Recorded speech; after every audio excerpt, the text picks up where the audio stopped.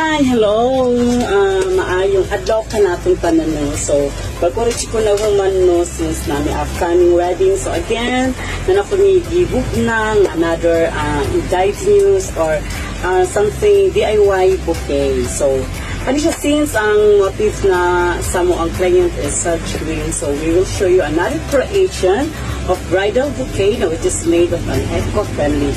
Again, listen to them. This is your Neville Arcipo, your eco queen from the Gonas Designers, the original creation. So, i-flex na namin ang aming finished product about our bouquet for upcoming wedding.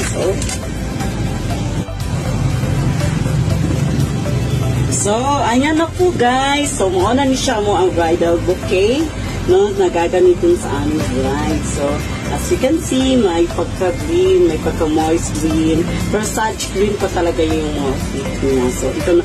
Hope po, magustuhan po namin another creation namin sa aming bouquet. Na again, okay, so, we will explain to you kung saan siya ang mga materials na among gigamit, no? So, something rare dyan kayo ni siya. So, as you can see, wajay makita ka ng something mga dahon-dahon or saba na siya. So, kani siya guys, something rare dyan ni siya, no? Medyo ma-amaze dyan mo siya. Kani siyang something olive na around. Kani siya nga part na color. So, kani siya guys is made of fish scales or himbis sa isda. So, as you can see, himbis din na siya. Original din siya nga. Gikan din siya sa himbis ni guys.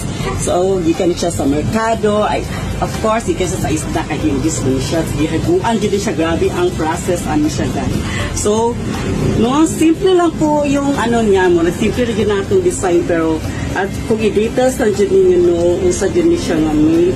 Again, this is made of fish scales. Majority of this materials is fish scales. So, accented with pearl. So, ang pearl po natin is mabagay na po siya sis namata sa dagat, sa nature. So, lagyan po namin yun ng pearl. At yun to, yung mga sagot-sagot mo siya sa mga part. Kailangan mo So, pinulayan po namin yan. No? Comment lang kung anong pangalan po yan sa inyo. So, around po yan yung mga medyo mga flowers sa panila po kayo sa mga kulay o anong mga flower na yan. So again, this is made of fish scales or himbis sa isda. Okay. Something rare siya guys, no? So, makita man ninyo kung saan siya pag-process na pagkago dito siya live. So, need take time, process, grabe, ikan pag-merkado, bugasan, buti nga ka na sunrock. So, mo din siya nga part siya among ginigin. So again, hope magustuhan po ninyo ang aming bridal bouquet, another creation. So ubay na dyan atong mga creation. No? Soon, amo na siyang ipakita nyo mga ubay-ubay na mga bridal bouquet.